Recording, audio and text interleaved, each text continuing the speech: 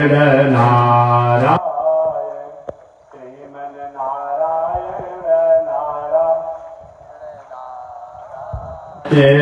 श्रीमन नारायण जगो नारायण श्रीमन नारायण जगो नारायण लक्ष्मी नारायण नारायण नारायण लक्ष्मी नारायण नारायण नारायण प्रभु तेरी शरण प्रभु तेरी शरण प्रभु तेरी शरण प्रभु तेरी राम जी तेरी शरण श्याम जी तेरी शरण राम जी तेरी शरण श्याम जी प्रभु तेरी शरण प्रभु तेरी शरण प्रभु तेरी शरण प्रभु तेरी श्रीमन नारायण नारायण नारायण श्रीमन नारायण नारायण नारायण लक्ष्मी नारायण नारायण नारायण लक्ष्मी नारायण नारायण नारायण श्रीमन नारायण नारायण नारायण श्रीमन नारायण नारायण नारायण लक्ष्मी नारायण नारायण नारायण लक्ष्मी नारायण नारायण बोलिए श्री लक्ष्मी नारायण भगवान की अनंताचार्य कृपया वेदांत द्वय पारगम राम श्री कृष्णांग सद्भक्तम विश्वक्सेन मुनिम भजे कासायम यज्ञ सूत्रम शुचिवपुषि तथा चोर्धपुण्ड्रम चभाले यस्यास्ते दक्षहस्ते कलिकुमति गिरीन्द्रेन्द्रवज्रम त्रिदण्डम संसाराग्नि प्रशान्त्यै मृतजलममलं दारुपात्रं पवित्रं श्रीविश्वक्सेन सूर्य पदकमलयुग श्रेयसे संश्रयामि लक्ष्मीनाथ समारम्भां नाथयामुनिमध्यमाम् अस्मदाचार्यपर्यन्तां वन्दे गुरो परम्परां नारायणाय विद्महे वासुदेवाय धीमहि तन्नो विष्णु प्रचोदयात् महालक्ष्म्यै च विद्महे विष्णुपत्न्यै च धीमहि तन्नो लक्ष्मी प्रचोदयात् तन्नो लक्ष्मी प्रचोदयात्।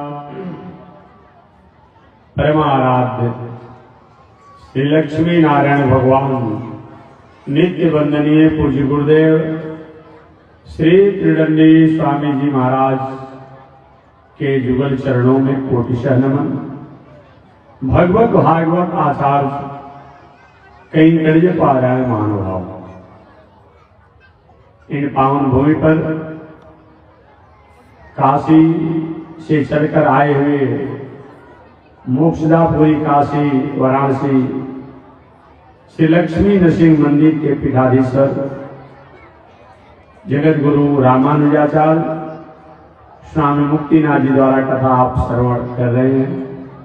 आज से हरिद्वार की पावन भूमि से चलकर आए हुए श्री माया मधुसूदन मंदिर के पीठाधीश्वर जगत गुरु रामानुजाचार्य स्वामी बैकुंठनाथ जी का भी कथा आप श्रवण किए होंगे। पहले भी इस गांव में आकर कथा सुना चुके हैं और भी हमारे संत महात्मा लोग कथा श्रवण करा रहे हैं। चलिए 2-4 शब्दों को मैं निवेदन करूं। आज केवल 5:30 बजे तक, कल से समय 4 बजे से 5 बजे का रहेगा। सब अपने समय से घर पहुंच जाएंगे। इसीलिए कल से आरती का समय 7:30 बजे सुबह के बाद 8 बजे तक के बीच में प्रातः काल की आरती 7:30 बजे सुबह से 8 बजे के बीच में, और हमारा कथा का समय 4 बजे से 5 बजे के बीच में। 12 बजे से 12:30 बजे तक हमारे माधवाचार्य जी ब्रह्मचार्य जी कथा सुनाएंगे। 12:30 से 1 बजे तक रंगनाथ स्वामी जी कथा सुनाएंगे। 1 बजे से 2 बजे तक बैकुंठ नाथ स्वामी जी कथा सुनाएंगे, और 2 बजे से 4 बजे तक जिनका अनुष्ठान में आप कथा भागवत श्रवण कर रहे हैं उनके द्वारा कथा श्रवण करेंगे, और 4 बजे से 5 बजे तक 2-4 शब्दों को मैं निवेदन करूंगा। आज भूमिका के रूप में 2-4 शब्द मैं निवेदन कर दूंगा। मानव जीवन और कथा, इन दोनों का क्या संबंध है? महर्षि वेदव्यास महाराज का प्राकट्य जन्म इस संसार इस दुनिया में आज से लगभग 6000 वर्ष पहले हुआ। महर्षि वेदव्यास जी से पहले इस दुनिया में, इस संसार में केवल हमारे वैदिक परंपरा का नहीं, केवल हमारे सनातन परंपरा का नहीं, दुनिया में कोई भी दर्शन था, किसी भी दर्शन का कोई ग्रंथ नहीं था। केवल हमारे वैदिक परंपरा के ग्रंथ श्रुति के रूप में थे। कोई कहता था, कोई सुनता था, कोई कहता था, कोई सुनता था। यही परंपरा सतयुग, त्रेता और द्वापर युग तक चलती आ रही, जब तक व्यास जी का जन्म नहीं हुआ। बाकी तो दुनिया में जो लोग हैं उनका साल समत है, सब जानते हैं। हमारा कोई रोज रोज जनाना कोई जरूरी नहीं है।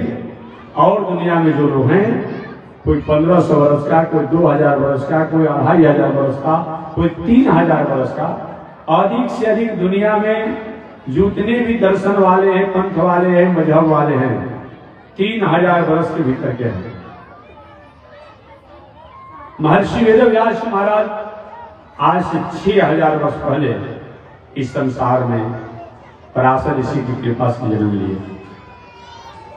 व्यास जी के जन्म से पहले दुनिया में वेद, शास्त्र, इतिहास, पुराण, स्मृति, जो कुछ भी दुनिया में ग्रंथ थे, कहने और सुनने के रूप में थे। एक व्यक्ति ने हमसे पूछा था कि महात्मा जी, हम लोग पढ़ते हैं कि व्यास जी ने वेद की रचना किया, व्यास जी ने पुराण की रचना किया, व्यास जी ने उपनिषद की रचना किया, व्यास जी ने इतिहास की रचना किया, महाभारत। तो फिर आप लोग कैसे कहते हैं कि आपका इतिहास पुराण पहले का है, वेद पहले का है? मैंने उनको निवेदन किया कि महानुभाव, व्यास जी पहले जो ग्रंथ थे उसकी उन्होंने रचना किया है। इन्हीं के व्यास जी द्वारा वेद को बनाया गया है। वेद की रचना की गई है। जैसे हम कथा बहुत दिनों से कहते आ रहे हैं, 25 वर्षों से, 30 वर्षों से, कोई कुछ मैं कह रहा हूं, कोई सुन रहा है। आगे अपने अपने महात्मा जी ने ये बात कहा, महात्मा जी ने ये बात कहा, महात्मा जी ने ये बात कहा। किसी दयालु के मन में इच्छा हुई, भाई महात्मा जी है तो बात ठीक है, लेकिन महात्मा जी की बात भी, उनके समय में भी एक कथा लोगों को कैसे जनाया जाए, वो क्या कि अपने मोबाइल पर आवाज लोड कर दिया, किसी टेप में आवाज लोड कर दिया, कहीं कलम कागज पर अपने आप ही पर कथा लिख लिया, और बाद में उसको ग्रंथ बनाकर, पुस्तक बनाकर के छाप दिया। व्यास जी ने यही काम किया है। पहले जो वेद थे, पहले जो इतिहास थे, पहले जो पुराण थे, वो सभी को, पहले जो उपनिषद थे, कहने और सुनने के रूप में थे। उन सभी शास्त्रों को व्यास जी महाराज द्वापर युग समापन की तरफ था। व्यास जी को प्रेरणा हुई, व्यास जी को आज्ञा हुई, संतों ने प्रार्थना किया, देवताओं ने आग्रह किया भगवान ने आदेश दिया, ब्रह्मा जी ने भी भगवान के आदेशों का अनुमोदन किया। भूत भावन शंकर जी ने कहा कि मेरा भी उपकार हो जाएगा, मेरी भी अमर कथा जो इसी तरह लोग जानते हैं, अगर आप व्यास जी ग्रंथों को लिख देंगे तो मेरा भी अमर कथा सार्थक हो जाएगा। पहले से था, उसी को व्यास महाराज ने लेखनी के रूप में लिखने के लिए संकल्प हुए, किताब के रूप में, ग्रंथ के रूप में। आज से 6000 वर्ष पहले व्यास जी ने सबसे पहले जो वेद सृष्टि के प्रारंभ में, व्यास जी से नहीं, सृष्टि के प्रारंभ में वह ज्ञान, वह वेद, वह शास्त्र प्रणव के रूप में था, ओंकार के रूप में था, ओम के रूप में था। उस ओंकार प्रणव ओम को व्यास जी ने परिव्याख्या किया। जैसे वट वृक्ष का फल का एक बीज किसी के पास हो, उसमें तो दिखाई नहीं पड़ता है कहाँ उसमें जड़ है, कहाँ तना है, कहाँ पता है, कहाँ छाया है, लेकिन सब कुछ उसी में सूक्ष्म रूप में रहता है। तो सृष्टि के प्रारंभ में, सतयुग में, आज से लगभग 50,000 करोड़ वर्ष पहले, ये हमारी वैदिक संस्कृति कब से है? 50,000 करोड़ वर्ष पहले। आप पूछेंगे आपके पास कोई प्रमाण है? जी हाँ, मेरे पास प्रमाण नहीं है, शास्त्र का प्रमाण है। मैं केवल आपको याद दिलाऊंगा, हमारा कोई अपना मौलिक बात नहीं है, हम मौलिक बात बोल ही नहीं सकते हैं।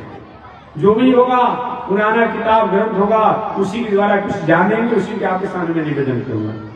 मौलिक बात वो व्यक्ति बोलता है जो उसके दर्शन में कोई चीज नहीं होता है।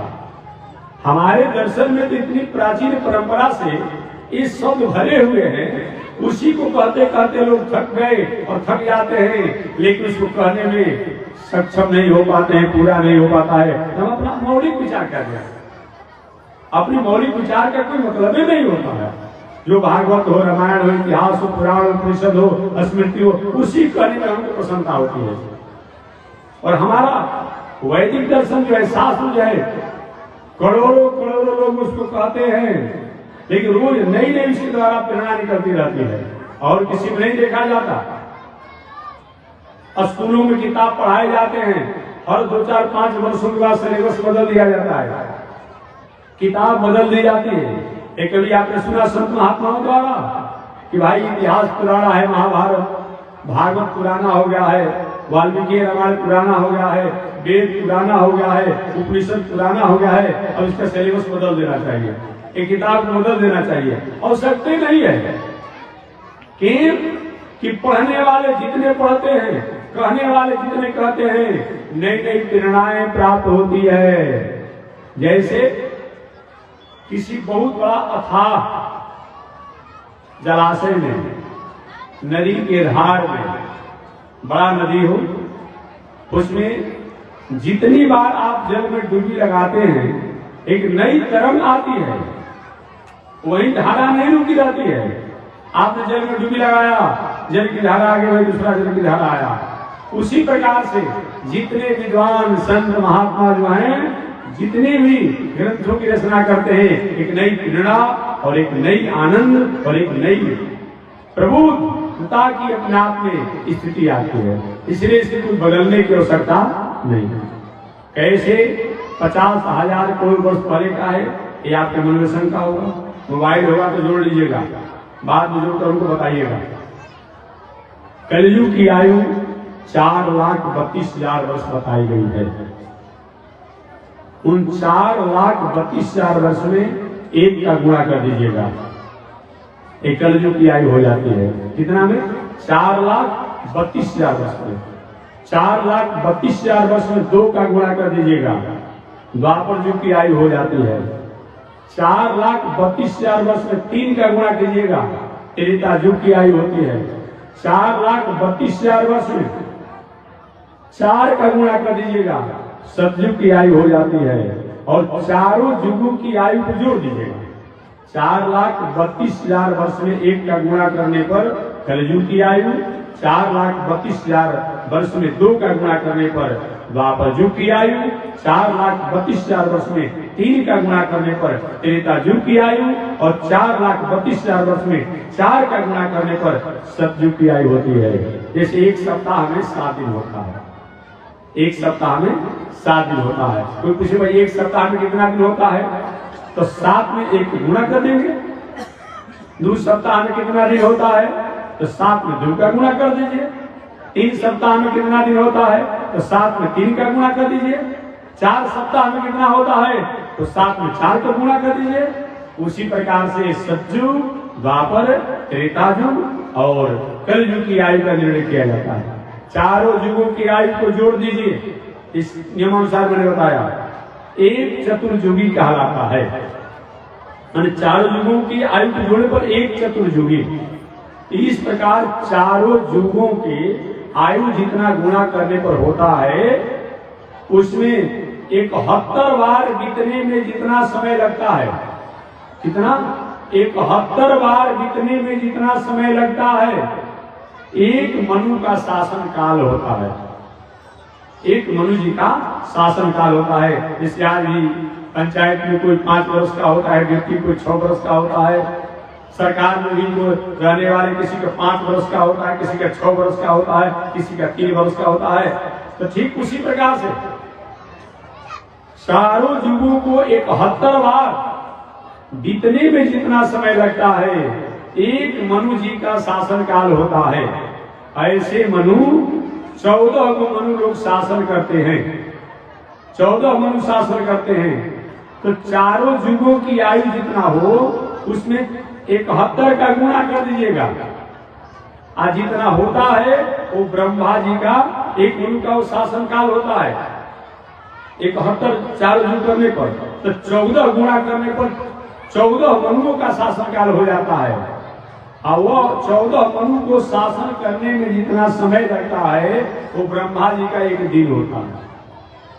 उस आयु से ब्रह्मा जी 100 वर्ष जीते हैं। तो पुनः एक बार मैं बता दूं, आप मोबाइल पर गुणा कीजिएगा। 4,32,000 वर्ष में 1 का गुणा करिए, कलयुग की आयु। 4,32,000 वर्ष में 2 का गुणा कीजिए, द्वापर युग का आयु। 4,32,000 वर्ष में 3 का गुणा कीजिए, त्रेता युग की आयु। और 4,32,000 वर्ष में 4 का गुणा कीजिए, ये सतयुग की आयु।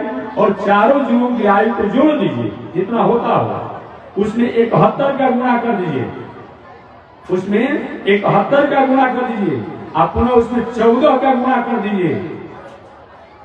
तब उसके बाद एक वर्ष में 360, उस आयु से ब्रह्मा समझिए, उस आयु से ब्रह्मा जी उसमें 100 का पुनः गुणा कर दीजिएगा। इतना समय को ब्रह्मा जी के संसार में आयु होती है, उसमें आधा आयु ही ब्रह्मा जी का बीता हुआ है। इसलिए पूजा पाठ संत महात्मा लोग जो करते हैं तो दीन परार्थ का संकल्प किया जाता है। अभी शायद 8वां मनवंतर या 8वां मनवंतर संकल्प करने वाले विद्वान सुनेंगे। 8वां मनवंतर या 7वां मनवंतर चल रहा है, ये आप जानेंगे। तो इसीलिए इतना समय होता है कि सृष्टि के प्रारंभ में हमारे वैदिक और वेद इस संसार में आए। इतना पुराना हमारा वैदिक परंपरा है। महर्षि वेदव्यास महाराज द्वापर युग के अंत में आए, आज से लगभग 6000 वर्ष पहले। आने के बाद व्यास जी से लोगों ने प्रार्थना की, व्यास जी संसार के लोग अपने स्वरूप को समझने में कलयुग में भ्रम में फंस सकते हैं, भटक सकते हैं। इसलिए आप एक ऐसा ग्रंथों की रचना करें, एक ऐसे शास्त्रों की रचना करें जो प्राचीन परंपरा में, जो श्रुति के रूप में वेद इतिहास पुराण थे, उनको लेखनी के रूप में लिख लीजिए। उन्हीं व्यास महाराज सारे शास्त्र जो पहले प्रणव के रूप में थे, ओम के रूप में थे, ओंकार के रूप में थे, वही एक शक्ति और तेज के रूप में था। उस ओम की व्याख्या परिव्याख्या के रूप में व्यास जी ने 4 वेदों की रचना की। 1 लाख श्लोक से संपन्न 4 वेदों की रचना की। यहाँ तो नहीं लिखा हुआ है, लेकिन अन्य पुराणों में शास्त्रों में एक बार मैं पढ़ रहा था उसमें लिखा कि व्यास जी महाराज ने सबसे पहले 60 लाख श्लोक की एक संहिता बनाई, एक ग्रंथ बनाया। कितना? 60 लाख श्लोक की ग्रंथ संहिता बनाई। उन 60 लाख श्लोक में से 30 लाख श्लोक जो देवताओं को जीवे दे दिया गया। देवता इसके मंत्र जो है ये आपके काम के चीज है। बाकी कितना बचा? 30 लाख। उन 30 लाख में से 15 लाख श्लोक जो है ये यक्षों की जिम्मा दे दिया गया। बाकी कितना बचा? 15 लाख। उन 15 लाख श्लोकों में से 14 लाख जो है यक्षों की जिम्मा दे दिया गया। यक्ष किन्नर इत्यादि जो होते हैं ये आप लोग का काम का चीज है। और उसमें 1 लाख श्लोक जो था वही वेद के नामों से जाना गया। वही वेद के नामों से जाना गया, वही वेद है। महर्षि वेदव्यास जी ने वही 1 लाख श्लोकों जो पहले एक ही वेद था जिसका नाम था ऋग्वेद। ऋषियों ने कहा महाराज लोगों के पास समय का अभाव होगा, मेमोरी कमजोर हो जाएगी, स्मरण शक्ति कमजोर हो जाएगी, इस वेद को समझ नहीं पाएंगे, इसको और सहज कर दीजिए। व्यास जी ने उस वेद को 4 भागों में बांट दिया, ऋग्वेद, यजुर्वेद, सामवेद, अथर्ववेद। इसके बाद भी व्यास जी को संतुष्टि नहीं मिली तो व्यास जी ने उपनिषद की रचना कर दिया। उपनिषद दूसरा कुछ नहीं है, वेद का शिरोभाग जो है, वेद का सारांश जो है, वेद का अंतिम अध्याय जो है, जो परतत्व को निर्णय करने वाला है, ब्रह्म तत्व को निर्णय करने वाला है, ईश्वर तत्व को निर्णय करने वाला है, ज्ञान तत्व को निर्णय करने वाला है, वही उपनिषद में है। इसके बाद ये व्यास जी को जब शांति नहीं मिली वेद उपनिषद की रचना करने के बाद तो व्यास जी ने महाभारत इतिहास की रचना की। महाभारत में भी 1 लाख श्लोक है। व्यास जी ने कहा यह हस्ती मैंने जो कुछ भी महाभारत में लिख दिया इससे अलग और कुछ इतिहास होता ही नहीं है, और जो मैंने छोड़ दिया वो दूसरा कोई इतिहास बनता भी नहीं है। पहले तो इतिहास बना ले, अपना अपना इतिहास तो बना लेता है। व्यास जी ने वेदों की रचना की, उपनिषद की रचना की, महाभारत इतिहास की रचना की। इसलिए महाभारत जो है वो वेद का सारांश ही है।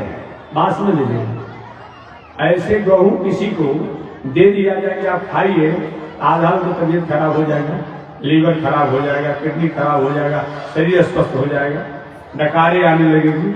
और वही गेहूं को पीस करके और उसको रोटी बना कर दे दिया जाए, फिर उसका पूरी बना कर दे दिया जाए तो बहुत से लोगों के सुपाच्य हो जाता है, सुपाच्य हो जाता है। तो वेद और उपनिषद का खंडीकरण, विशुद्धिकरण ही, परिमार्जितकरण ही ये महाभारत है। महाभारत जो है ये वेद उपनिषद का रिफाइनीकरण है, विशुद्धिकरण है, ये दूसरा कुछ नहीं है। महाभारत जो है वेद का सारांश ही है। देहात में भले कुछ लोग कहते कि महाभारत नहीं पढ़ना चाहिए, शायद उन्होंने कहा नहीं है, जाना नहीं है, पर जान लेते, पढ़ लेते, ऐसी बात नहीं कहते। महाभारत की रचना की, फिर भी व्यास जी को शांति नहीं मिली। देखिए सुंदर आप मकान बनाइए, दरार बनाइए, गाड़ी घोड़ा सब हो, अमन में बार बार डिप्रेशन बना रहे, टेंशन बना रहे, अटेंशन बना रहे, तो समझिए घबराहट बनी रहे। अकारण रोग हो तो डॉक्टर से दवा कराइए, रोग हो तो डॉक्टर से दवा कराइए। ऐसी अचानक बार बार डिप्रेशन, अटेंशन, टेंशन, कहीं बेचैनी ऐसा होता हो तो कहीं न कहीं यह विचार करना चाहिए कि हमारे व्यवहार, हमारे कर्म, हमारे स्वभाव, हमारे आचरण में कहीं न कहीं फाल्ट है, कहीं न कहीं फाल्ट है, कहीं न कहीं त्रुटि है, कहीं न कहीं दोष है।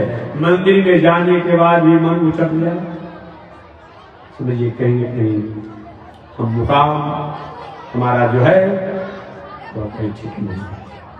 पूजा पाठ में बैठने के बाद चंचलता बढ़ती चली जाए, ये भी ठीक बात नहीं है। अच्छे कर्मों को करने के बाद भी मन में उदासी बनी रहे, कहीं कोई हमारा सिस्टम जो है, शेड्यूल जो है, सिलेबस जो है, जीवन जीने की कला जो है वो कहीं न कहीं थोड़ा भटक। इसलिए अरे हल्ला के अंदर आते हैं भाई, इतना लड़का लड़की हल्ला।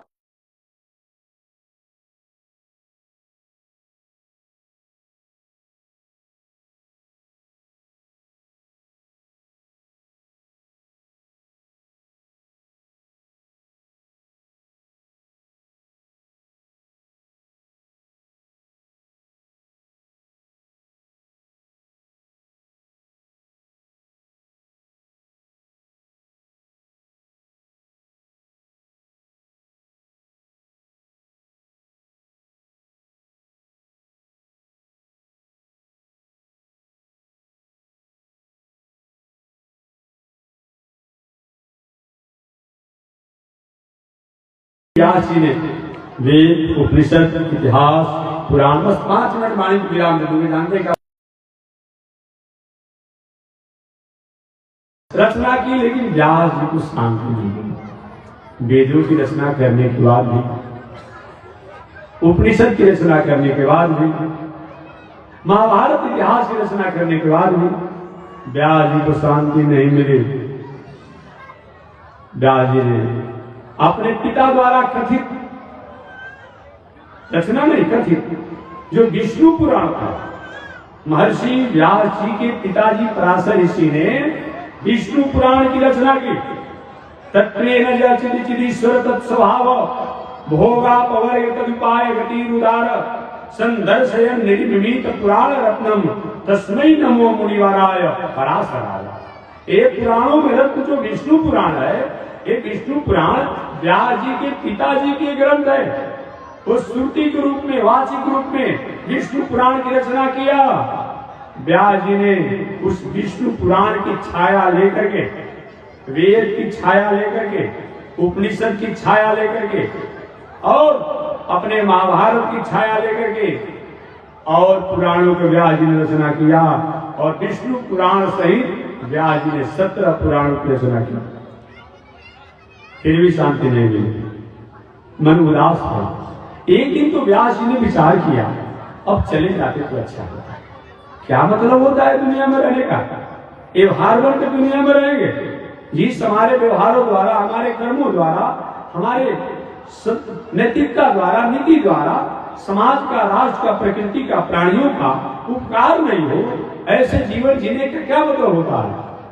इस मनुष्य द्वारा समाज का, राष्ट्र का, प्रकृति का, प्राणियों का, संस्कार का, संस्कृति का, धर्म का कहीं रक्षा नहीं हो रहा हो, उपकार नहीं हो रहा हो, वो व्यक्ति के संसार में जीते जी मुर्दा के समान है। इसलिए कीर्ति जस सजीवती, इस व्यक्ति ने कीर्ति किया, कीर्ति करता है, वो ये संसार में जिंदा है और उसके जाने के बाद भी वो जीवित है। भले पंचभौतिक शरीर चला जाए, कीर्ति जस सजीवती, वही व्यक्ति संसार में जीवित है। व्यास जी क्या जीने का मतलब है? वेदों की रचना किया, उपनिषद की रचना किया, महाभारत पुराण की रचना किया और 17 पुराणों की रचना की, फिर भी मन में शांति नहीं है। कहीं न कहीं जीवन की लेखनी जो है वहां तक नहीं पहुंच पाई है। इस लेखनी के द्वारा उन तत्व तक हम निर्णय कर पाए। ऐसा मन में भावना हुआ व्यास जी को। अपने आश्रम पर व्यास जी उदास बैठे थे, अचानक नारद जी का आगमन हुआ। नारद जी का आगमन हुआ तो नारद जानते हैं, जब भी कथा में नारद जी आ जाए तो कोई न कोई नई प्रेरणा लेकर आते हैं, नया संदेश लेकर के आते हैं, नई ज्ञान लेकर के आते हैं, नई उपासना लेकर के आते हैं, नई ध्यान और चिंतन लेकर के आते हैं। नारद जी को व्यास जी ने प्रणाम किया। प्रणाम करने के बाद नारद जी ने पूछा, व्यास जी महाराज सब ठीक ठाक है? भजन ठीक से चल रहा है ना? साधना ठीक से चल रही है ना?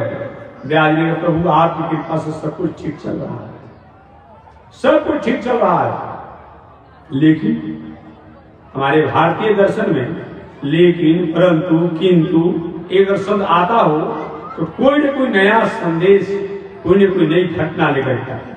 लेकिन में क्या होता है? नारद जी ने पूछा, लेकिन प्रभु मन में उदासी है, मन में उदासी है। व्यास जी आपके मन में उदासी, हमारा क्यों? यही तुमको पता नहीं है। नारी व्यास जी मैं समझ गया, आपके मन में उदासी क्यों है, आपके मन में खिन्नता क्यों है। महाराज को बता दीजिए, इसका समाधान भी कर दीजिए। कोई डॉक्टर के वो रोगी बता देने काम चलेगा? रोग भी बताइए और उसका दवा भी बताइए और महाराज उसका उपचार भी कीजिए, तो वो डॉक्टर अच्छे हैं। बाकी केवल आप रोग बता देंगे, इस रोग का मूल तो होगा नहीं। महाराज आप बताइए उदासी का कारण भी और कैसे समाधान होगा, ये भी बताइए। नारद ने कहा अपने दुनिया के लोगों को, संसार के प्राणियों के सुख को, शांति को, आनंद को आपने लूट लिया है, आपने छीन लिया। और भला व्यास जी दुनिया के लोगों को अशांत करके, उनकी शांति को छीन करके, और आप शांत होना चाहते हैं, ऐसा नहीं चलेगा, ऐसा नहीं होगा। व्यास जी रोने लगे, प्रभु इतनी ऊंचाई पर आप चढ़ करके बात कर रहे हैं, वहां तक मैं नहीं पहुंच पा रहा हूं, आप क्या कहना चाहते हैं, थोड़ा और नीचे आइए। नारद जी, व्यास जी आपने जिन ग्रंथों को लिखा है, वेद को लिखा है, उस वेद में कहीं कहीं आपने तामसी, राजसी और हिंसात्मक शब्दों को लिख दिया है। इस शब्दों के अर्थों को नहीं समझने के कारण लोग उसे हिंसा, तामसी और राजसी अपने जीवन के यजन पूजन को अपना जीवन का आधार बना दिया। आपका वस्तु ध्येय नहीं था, लेकिन शब्दों के द्वारा लोगों ने हिंसा, तामसी और राजसी रीति के दिनचर्या करने के लिए कुछ लोग हो गए हैं। महाराज इसकी अगर व्याख्या कर दिए होते तो काश ऐसे दुनिया में लोग आपके वैदिक और ब्रह्म तत्वों को समझ करके और कहीं उलझन में नहीं होते। कहीं कहीं वेदों में आपने सुना है, एक कहीं हम भारत के रहने वाले हैं, दुनिया के रहने वाले हैं। आप जाइए दक्षिण भारत में भगवती जी के मंदिर में, कहाँ से गई मीनाक्षी, और भी जगहों पर जाइए, उधर आप कोल्हापुर में चले जाइए, महालक्ष्मी जी का मंदिर, कितना सात्विक पूजा होता है। आप वैष्णवी देवी चले जाइए, सात्विक पूजा होता है। अब वहीं कहीं चले जाइए रजरप्पा झांचल, कोई भगवती है, कच्चा खच काटने वाला काम होता है। भगवती तो भगवती, शक्ति तो शक्ति। एक शक्ति के सामने हिंसा और एक शक्ति के सामने सात्विक वृत्ति, कैसा जाएगा, कैसा जाएगा। बहुत जगह से चले जाइए, एक उदाहरण मैंने दे दिया आपको, एक उदाहरण के रूप में दिया। वहीं नारायण जी आपके ग्रंथों द्वारा, आपके लिखनी के द्वारा, चाहे वेद हो, उपनिषद हो, इतिहास हो, पुराण हो, उसमें तामसी, राशि और हिंसात्मक शब्दों को, उसको अर्थ नहीं आपने किया, उसको व्याख्या नहीं किया, उसकी टिप्पणी आपने नहीं किया, जिसका परिणाम क्या हुआ, उस शब्दों से ही लोग अर्थ करने लगा। जैसे आप लोग पढ़ते हैं, विद्वान हैं, देवी भागवत दुर्गा सरस्वती में आप पढ़ते हैं, कभी कभी आप लोग पढ़ने को मिलता होगा कि ऐसे भगवती ने एक जगह कहा भी है कि गरज गरज समुद्र मूढ़ा मधु पिबा में हम, और यहाँ मधु माने मदिरा कर देता है कि भगवती जी शराब पीती तो हम कहे नहीं कहता है, लेकिन यहाँ का मधु माने यहाँ मदिरा होता है। भगवती जी कहती है, अरे दुष्ट, अरे राक्षस, तभी तक तुम गरज रहा है, तभी तक गरज रहा है जब तक तुम्हें पौष्टिक मधु का पान नहीं कर रहे हुए। अगर पौष्टिक मधु का पान कर लूंगा तो मुझे न भूख रहेगा बहुत देरों तक, न प्यास रहेगा, और मैं तुम्हें संग्राम करके समाप्त करूंगा। लेकिन यहाँ लोगों ने क्या कर दिया, अब दूसरा ही कर दिया। इसी प्रकार से पूजा करने वाले, बलि करने वाले, हिंसा करने वाले, यही प्रमाण देता है लोग कि लिखा हुआ है देवी भागवत दुर्गा सप्तशती में पशु पुष्पार्घ है। इसी बातों को प्रमाण देता है लोग, एक आप पशु का बलि करेंगे। लेकिन उन महानुभावों को कम से कम, उन विद्वानों को समझना चाहिए कि क्या शब्द द्वारा ही अर्थ होता है। शब्द द्वारा नहीं होता है, इसलिए तो व्याकरण बनाया गया है, इसलिए तो ग्रामर बनाया गया है, इसलिए तो शब्दकोश बनाया गया है। तो पशु माने पशु अर्थ कर देता है लोग, लेकिन आप पशु माने जो है सम्यक प्रकार से गंध धूप दीप से पूजा करना चाहिए। कि वो क्या करता है, पशु माने पशु अर्थ कर देता है कि बलि करिए गंध धूप से पूजा करते हुए। ये भगवती की एक जगह सात्विक पूजा, एक जगह तामसिक पूजा, एक जगह राजसिक पूजा। ये मैं नहीं कर रहा। महर्षि नारद जी ने कहा कि व्यास जी आपने अपने ग्रंथों में, चाहे वेद हो, उपनिषद हो, इतिहास हो, पुराण हो, उसमें कहीं कहीं आपने तामसी, राजसी और हिंसात्मक शब्दों को लिख दिया, उसकी व्याख्या आपने नहीं किया। आज यही कारण है कि यह एक वैदिक परंपरा का अधिकार मानने वाले, दूसरा उदाहरण में दे दो, ये अवधूत परंपरा वाले लोग हैं, उनके यहाँ जाइए, क्या उनकी जजन करने की प्रणाली है? कोई होगा तो नाराज मत होगा अपने आप में। वो थोड़े कहते हम पाप करते हैं, कहते किताब में लिखा हुआ है, हमारे ग्रंथ में लिखा हुआ है। अरे भाई ग्रंथ आप बाद में नहीं होगा, पहले तो व्यास महाराज ने ग्रंथ लिखा ना, उसके बाद में दुनिया को कुछ कुछ शब्दों को लेकर अपना अपना पंथ बना लिया, अपना विचार बना लिया। देखिए क्या नहीं होता है उसमें, जो नजीक से रहने वाले हों उसको दोष से नहीं मानता है लोग। कहीं न कहीं व्यास जी की लिखनी की त्रुटि है। व्यास जी लिख दिए होते, इसका अर्थ ये होता है, इसका अर्थ ये होता है, इसका अर्थ ये होता है। आज एक ही समाज के लोग, एक ही दुनिया के लोग, कहीं हम अपने आप में हिंसा की वृत्ति, तामसी और राजसी वृत्ति में जीवन जीने का मौका नहीं मिलता। लेकिन व्यास जी ने ऐसा नहीं किया। वही नारद के व्यास जी आपने अपने ग्रंथों में समाज के लोगों को जीने के तरीका को छीन लिया है, लूट लिया है, अशांत कर दिया है, और दुनिया अशांत रहेगी और आप शांति चाहते हैं, कभी नहीं हो सकती है। व्यास ने हाथ जोड़े, प्रभु गलती हो गई, मेरा तात्पर्य नहीं था कि मेरे ही द्वारा और मेरे ग्रंथों द्वारा समाज के लोग अशांत हो जाए। अब कोई उपाय, नारी प्रायश्चित कीजिए। महाराज कैसा प्रायश्चित? नारी के जितना दोष त्रुटि वैसा प्रायश्चित। आपने ग्रंथों की लेखनी द्वारा त्रुटि किया है, एक ऐसे पवित्र ग्रंथों की रचना करें जो केवल वेद उपनिषद इतिहास पुराण का सार तत्व हो, और उसको सुनने से पढ़ने से भगवान के चरणों में स्नेह हो जाए। ऐसा जब तक नहीं करेंगे व्यास जी, तब तक आपको शांति नहीं मिलेगी। वही व्यास जी ने श्रीमद् भागवत महापुराण ग्रंथ की रचना की। तो कल मैं बताऊंगा रचना व्यास जी ने कैसे किया, आगे किस तरह प्रचार किया। शेष चर्चा अगले दिन, कल भागवत शब्द कैसे प्रकट हुआ इसके बारे में मैंने बताया। बोलिए भागवत भगवान की। आज यही पर मैं व्यास जी को और नारद जी को, व्यास जी के आश्रम पर ही नारद जी को छोड़ देते हैं। अरे व्यास जी तो कहीं बहुत देर तक रुकते नहीं है, उनको सांप लगा हुआ है, सांप लगा हुआ। आप जानते होंगे प्रचेताध्यक्ष कि ये सांप दिया है नारद जी को, हे नारद जी कहीं भी आप एक जगह स्थायी नहीं रहेंगे, क्योंकि प्रचेताध्यक्ष के 11,000 पुत्रों को नारद जी ने साधु बना दिया। समझा बुझा के उपदेश देते थे। प्रचेताध्यक्ष ने एक पुत्र तो हमारा छोड़ देना चाहता था, लेकिन नारद जी ने 11,000 पुत्रों को साधु बना दिया, बाबा बना दिया।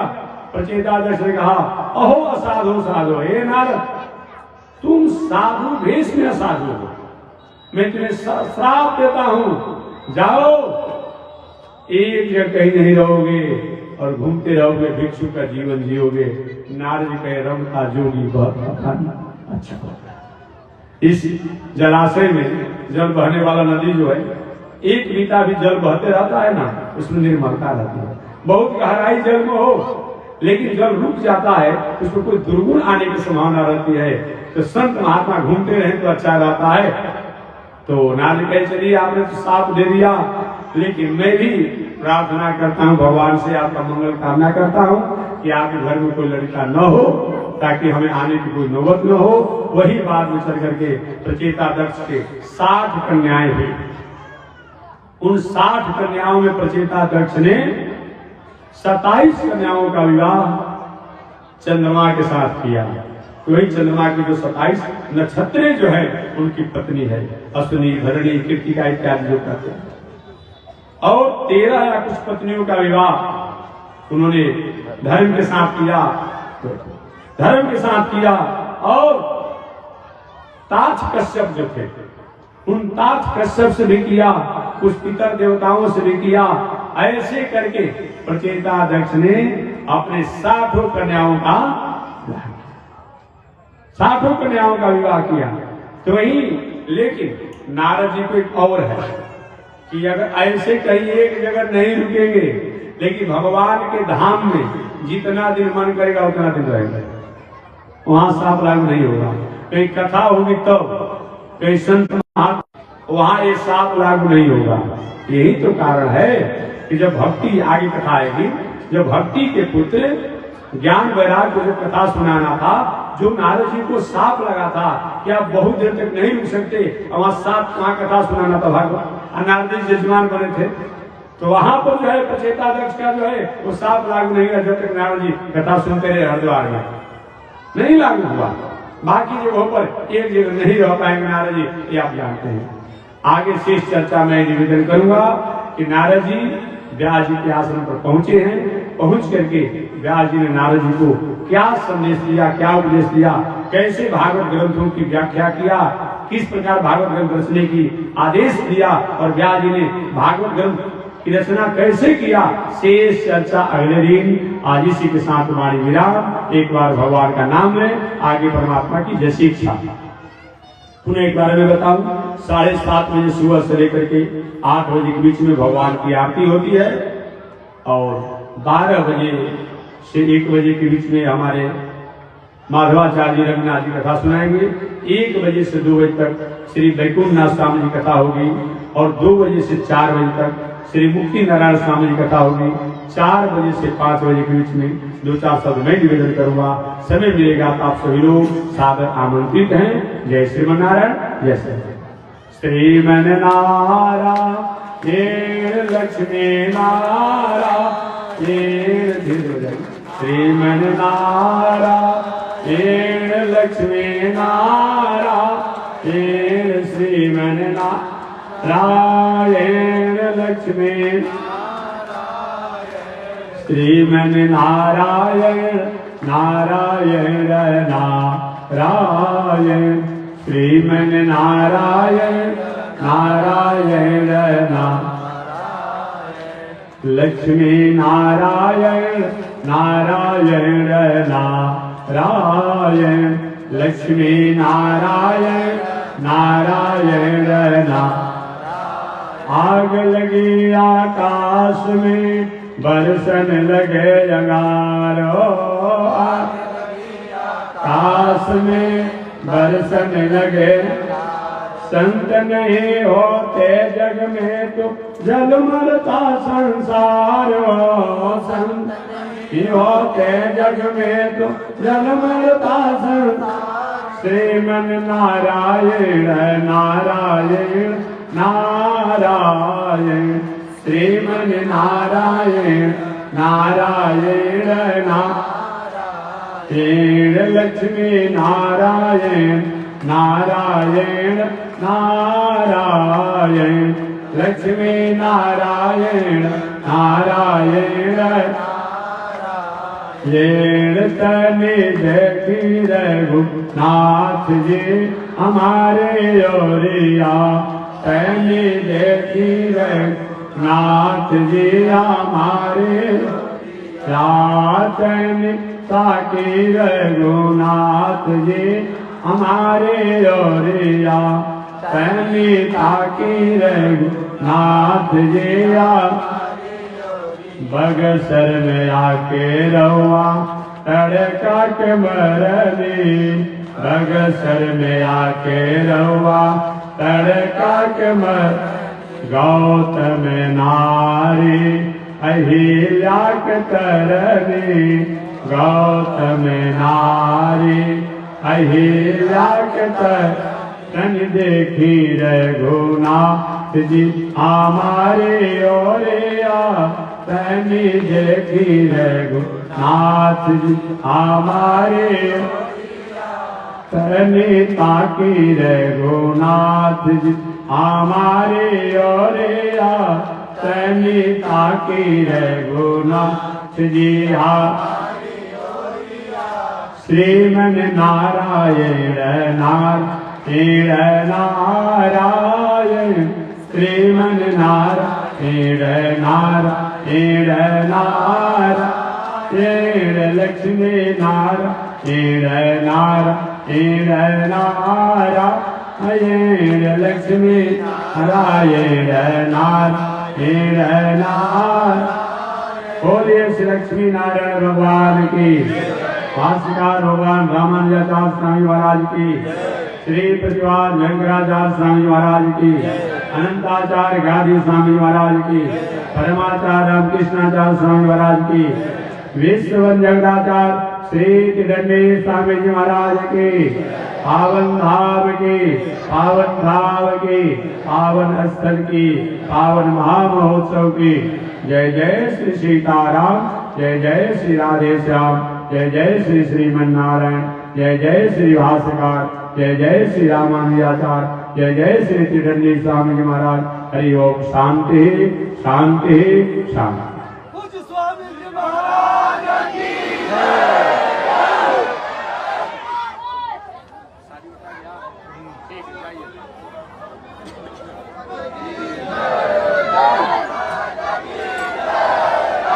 बोला बोला जी स्वामी जी महाराज की